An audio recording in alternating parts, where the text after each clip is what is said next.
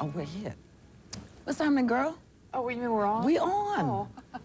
Hi. Hi. Hi. I'm sitting here with Miss Katey Sagal, baby. You've seen Married with Children. You know Katey. She got a long history, honey. You know she used to sing for, what's her name, Miss Midler, was a backup singer for Miss Midler. Did you know Charlotte? Oh, I know Charlotte very well. You know she's getting married. Yes, I do know she's getting married, honey. You know she was in Sister Act. Yes, I do know What was the that. name of that movie? Yeah. Sister Act. You know? I love Charlotte. She's been on my show. I know. She played one of my neighbors twice. Twice she was on my show. Girl, this show is deep. Married with Children. Married with Children. Is there Pig Bundy in everybody? Well, little you'd bit. think, yes, I'd say a little bit. I'd say probably more than a little bit, the way it's sort of caught on. You know, a lot of people really relate to her. So I'd say there's a lot of Peg Bundys around. Did that surprise you? Yeah, I didn't know there was one in me. And, you know, yeah. Did it surprise me? Well, I guess so, because I don't really, I don't have many friends like Peg. Right. So I don't really know any real Peg Bundys. Right. But there are quite a few. They come up to me all the time now. Ooh. Well, honey, if you're a Peg Bundy, you're going to want to watch this. And if you're not, come on back anyway. We'll be right back. Yes. I was a Peg Bundy.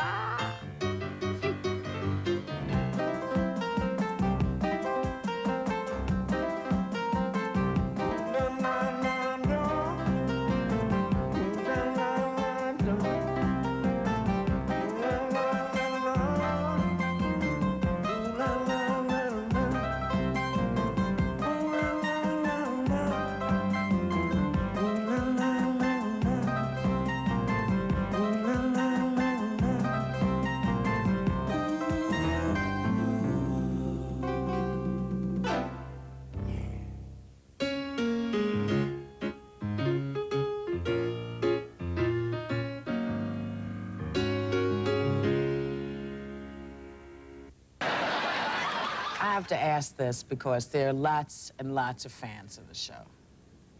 Do they have good sex? Oh, Peg and Al. Well, my underlying story is that absolutely they do. They just don't, it's not very frequent, and, but that when it finally gets down to it, it's hot. Maybe, who knows? I tell you, I don't know, honey. Well, I don't know any married couple that probably does it every day, you know what I'm saying? Really? I mean, well, you've been married more than me, so you would know. I really dream that there is somewhere a couple who just, you know, they have money sitting around, so they don't have to get up and go to work. Uh-huh. But where it's just like... They just do it all the time. Do it all the time. Well, I don't know. You think it would get boring I don't know. I mean, I think it's quality, not quantity, you know? You're right. And, you know, that's my feeling about the Bundys, is that there is some high quality going on somewhere. Who is watching Married with Children, aside from myself? Well, our biggest demographic is 18 to 42-year-old men that drink beer, I believe. Well, I don't want to say that. Oh, God, I probably shouldn't say that. I'll get in trouble. I don't know if that's true that they're drinking beer, but that's our biggest demographic. That's who watches the show the most. You think men are watching for you? Oh, how flattering. No, because I think that they relate to Al Bundy. I think that, you know, I think it's the first family on television that has really finally shown family life a little bit more realistic, even though it's definitely on a comic edge. Right. You know, it's a cartoonish Right. view of it, but that shows families for really what they are more like, you know. Right. And I think that the time that it came around, we were ready to see that. Did you catch a lot of flack from the feminists about? They tried, but see, I don't. To me, Peg Bundy is more feminist than not. I mean, she does whatever she wants to do. You know what I mean? I mean, she really she makes her own choices, and her choice is to live the life she's living, which she doesn't want to do a lot. Right. That's as much a feminist choice as anything else. You know, she's had episodes where she goes to work. She just doesn't want to. And the feminists did kind of go after that at first. You know, just like everybody tries to, you know, sort of take a jab at something a little different. Were you surprised when you thought about yourself, when you looked back at you as a kid? Did you see this in the horizon? Now, maybe not necessarily Peg Bundy, but just where you've gotten to. I always I knew that I would be successful. And I was incredibly determined. But I've always been a singer. That's what my path was, I always believed. And so this was not what I expected, no. But the actual being successful at something was my vision. Right.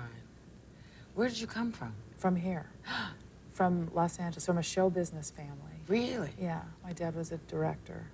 So I sort of, I just grew up around the community. Were you part of the community, or No. were you sort of... I was in the rock and roll underbelly of the community, more so than the actual film and television side. I was, you know, rebellious in that I didn't really want to be in the family business, except in my area. And so I was concentrating on that more. When you were 15, what was going on in the world? Oh, when I was 15, what was going on in the world? The Vietnam War. We were hippies. There was a lot of things going on in the world. There was a whole change of consciousness. There was actually quite a nice change in a lot of ways. There was a lot of hope amidst a lot of horrible things, but there was hope. That was the main thing that I remember as a kid, and in terms of world things. It was a very innocent, there was a lot of innocence going on, and a lot of feeling like you can do whatever. You can do whatever you want to do. Now, I'm assuming you were not a blonde cheerleader. No. No, so I mean, that's what was going on around me. What was going on inside me was more along the lines of, yeah, but I don't really fit in with all this, so I better, I think that's why I was so sort of hell-bent on being successful. That was where I could, you know, put all my energy. Yeah. Were your parents supportive of you singing and hanging out and... Sort of. Well, my father actually, because my father thought that I should act. He said to me, you know, you're such an emotional child. So I was sad and depressed all the time. You know, he thought I should act. So the fact that I was off on the road by the time I was 18, and, you know, I was doing all these kinds of things. I was in bands from the time I was 15. He didn't really like that so much. But he really loved how I sang. I used to make him cry. I'd play the piano for him and sing, and he'd cry. So. We'll be right back.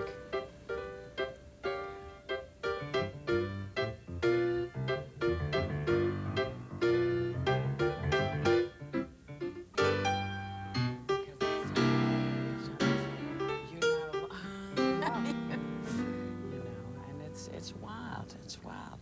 So I want to read a quote that is supposedly yours, and you'll say, yes, I said it, no, I didn't, tear that up, go on to something else. But it says, I always thought that when I got to be an adult, tragedies wouldn't happen. Being a grown-up caught me by surprise because inside I still feel 16. I find it's actually been in the last year that I've, you know, I went through a lot of stuff in my 20s that was loss. I went through lots of heavy things, you know, people dying, illnesses, a lot of things. And I really thought that as you get older, things get just better, smoother. And I think that it was the concept that I was taught as a child, too. So it's just been startling me lately that being an adult is nothing like I thought it was going to be. Yeah. And I'm constantly being startled by it because there's a big part of me that just feels so young. Like I don't put it together sometimes that this young feeling goes with this life. Yeah. You know what I mean? Yeah, I do. Like, whose house am I living in, you know? Yeah. And when are they coming home? And when are they coming home? Yeah. Like, what's the deal? So that's kind of what I mean by that, I think. And you have been through a lot of loss. Yeah. A lot of loss. Lost your baby, which what was amazing, one of the amazing things was the reaction of the country to your loss. And I want to ask you, you get a lot of support from folks. Unbelievable. I was amazed at how sympathetic and compassionate people were. And it really helped us through it because it was just one of those startlingly grown-up things to have happen. And it's, you know, it's been, it's still an incredibly startling thing. Yeah. So I just was quite moved. I don't know why. I forget that the people who watch us and care about us sort of do care about us. They do. You know? And they feel, I guess because so familiar with us, even though we're not as familiar with them, Yeah. you know, it just strikes a chord when we go through something. When you were so open as to talk about it, did you find that people were saying, how do you get past this? How do you go beyond this? Because, I mean, it's not just the children that you lost. You lost your mom and your dad. That's a lot to carry around. That's a lot to carry around. And do you ever get to the point where you can grieve for you with that loss? I don't know if that's the right way to put the question. Well, I think the grieving process, which is what I've been learning about this year, because, you know, it's funny, I think when you go through any kind of loss, all the other ones come up to meet you once again. Right. So this year for me has been about a lot of unresolved loss. Right.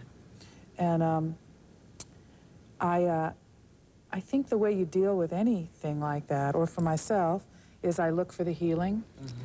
There's always a healing. Right. I always feel that somewhere there's a divine meaning for things, you know, some sort of higher order, and so far I've been able to find the blessings in every loss I've ever had in my life. And that blessing may even be as simple as helping somebody else out when they go through the same thing, you know, or it's just the path, you know. It's like some of us have these paths of incredible highs and, you know, just horrendous lows. That seems to be mine. I mean, you're a person, too, that has gone through incredible highs and enormous lows and had to do a lot of that in front of a lot of people. So, you know, I think you have a choice about how you're going to deal with that. It's like, well, I'm either going to, you know, keep my little lessons to myself, or you're going to share your lessons so that someone else can benefit. And I think through that, that's one of the ways you get through it. Is by being of service, you know, sort of. You know about being of service, Whoopi. Well, but you are know, one being of service kind of gal. I'm a service kind of woman. You are. I saw you on TV last night on talking about the kids. And I thought that was really great. Well, I just think that part of us as human beings is, part of our job is to be there with a hand, whether you recognize the hand or not, so that none of us really do feel like we're alone. Because I believe in this great being. I do, you know. I don't believe in organized religion, but I believe in this great being that has one central rap for us, and that's you do unto others as you would like them to do unto you. So that's how I believe, and that's what I try to do, and I'm sure that's what you're doing. And how's your old man? Oh, he's doing real good. His name is Jack. His name is Jack. Hi, Jack. He said to say hi to you. Oh, cool. Yeah, Jack he wanted to come today, he had to go work, but he's doing real good. Yeah. Yeah, we're doing really good. Excellent, excellent. Yes. You gonna get married? Yeah, I think we are. We actually, yeah, we've been talking more and more about that. We feel like we are married. Yeah.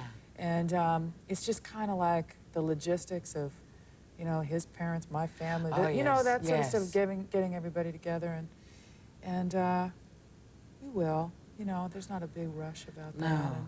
I ask that because we're living in, you know, the current time of family values. Yes. You know?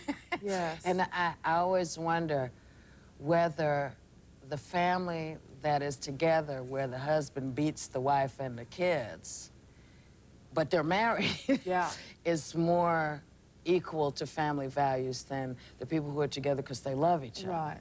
You know? Well, I tell you, I grew up in that, you know, we all did. We're children of the 50s that grew up with lots of family values. Right. And I tell you, for me, everybody my age is trying to undo those family values that they learned and put those ghosts to rest, you know?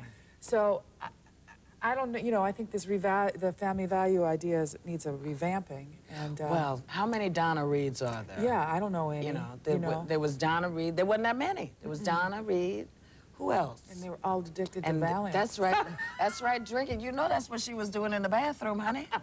Talking about, yes, honey, I'll be right back. Yes, I'll be right there. And Dr. Call, what was his name? What was his? Dr. Stone, who was probably stoned. He was with He was the gyno. Wasn't he a gynecologist? Donna Reed's gynecologist. Yes. What? No, her husband. No, girl, He wasn't her a husband. gynecologist, was he? What was he doing? That was kind He of- was I always don't talking about remember. somebody's thighs. I'm sure of it. I'm sure I remember the same TV show.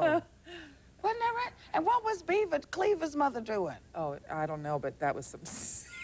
She was ironing her dress. That's what she was doing. What else was there for her? So, but I think that whole concept of family values was such a myth and such this thing that we all sort of reached out for, like, well, if it's not like this, you know, something must be really wrong. And they're right, something was really wrong. Yes. Because there was a lot of stuff going on underneath that. And magazines, that picture. too. I mean, the Breck girl. Remember her? Oh, man, she caused me in much Honey, misery tell me and about pain. it. My blow Broke dryer my never heart. worked. Yes. I ironed my hair. Your blow dry. You know what I was messing with. And I knew I was never going to have that wavy blonde stuff. Yeah. We'll be right back. Honey. You know, I look at the, you know, and they always had them in the little frames, and they'd be like this. I always wanted to be up here, too.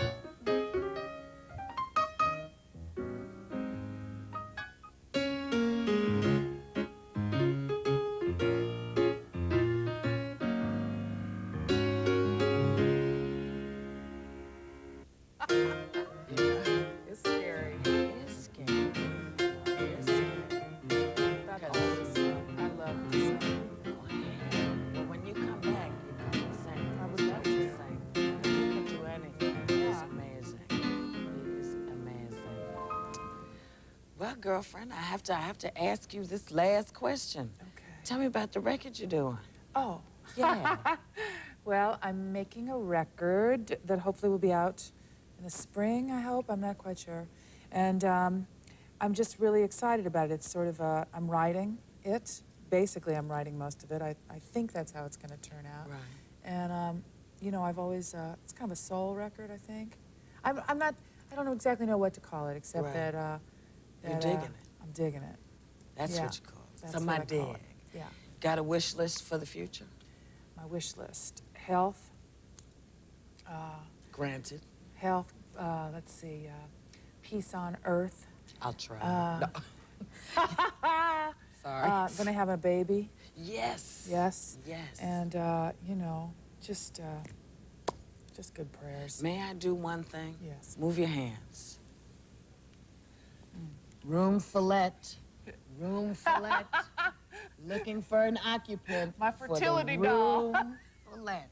You watch. Thanks, You watch. Thanks for coming and hanging out. Thanks. And now we'll do this again. Okay. All right. Good luck. We'll see you tomorrow night. Honey, thank you very much for the luck. Yes. Yeah. Well, go on. I say good night. We're just going to hang out. You have to go to bed. You got to work tomorrow. Today at 5, Nell and Addie become deputies on Gimme a Break. Then at 5:30, when Rosie's mom comes to visit, everyone is talking on Roseanne, right here on Channel 50, WPWR TV.